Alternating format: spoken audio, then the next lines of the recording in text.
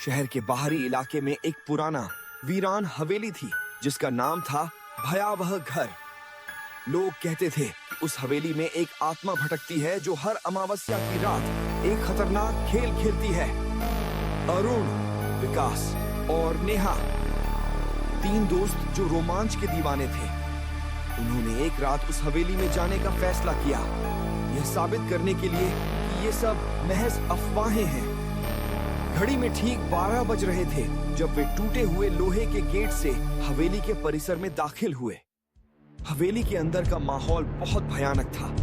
हवा एकदम स्थिर थी और चारों ओर एक सड़ी हुई नमी की गंध थी। हॉल में धूल की मोटी परत जमी थी और टूटी हुई सीढ़ियां अंधेरे में ऊपर की ओर जा रही थीं, मानो किसी अनजानी मंजिल की ओर इशारा कर रही हों। जैसे ही वे मुख्य हॉल में पहुंचे, उन्हें जमीन पर खून के सूखे धब्बों के बीच एक फटा हुआ ही पुराना ताश का पत्ता मिला। उस पर एक डरावनी मुस्कान वाला जोकर बना हुआ था।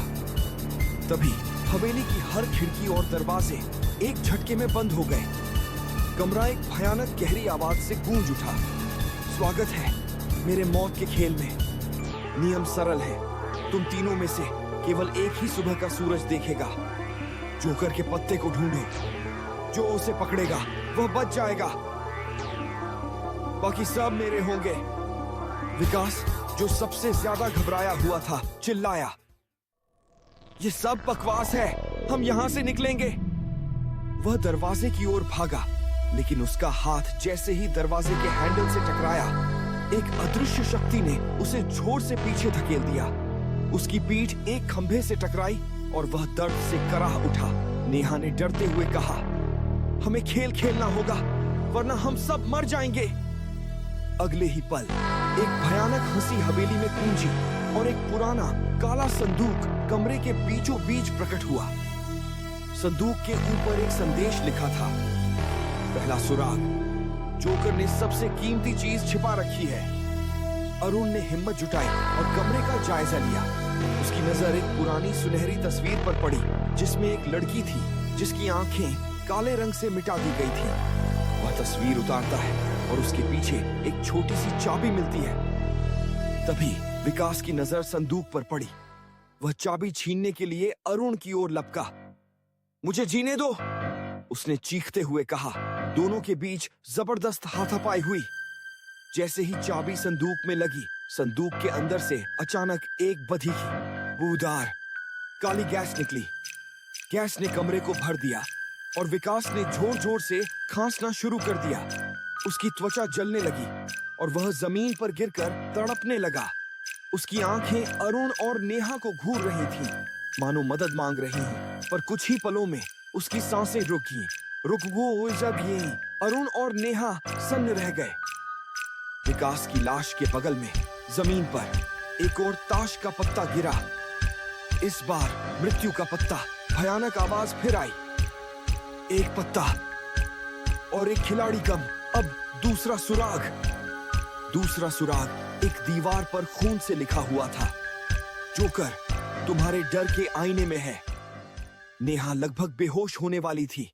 उसने हिम्मत करके पुराने शीशे की ओर देखा जो कोने में पड़ा था। उस शीशे में उसकी अपनी परछाई के चेहरे पर एक भयानक जोकर का मुखौटा दिखाई दिया। परछाई ने धीमे से मुस्कुराया और उसकी आंखें लाल हो गईं। डर के मारे नेहा ने चिल्लाकर शीशे पर अपनी मुट्ठी मारी। शीशा टूट गया और उसके टुकड़ों के बीच उन्हें एक और जोकर का पत्ता मिला। जैसे ही नेहा ने पत्ते को उठाया, अरुण की आंखों में एक अजीब सी चमक आई। नेहा, तुमने इसे पा लिया, हम बच गए, अरुण ने उत्तेजना से कहा। लेकिन भयानक आवाज हम होगी, बस हंस पड़ी। नहीं, यह केवल मेरा अंतिम नियम है।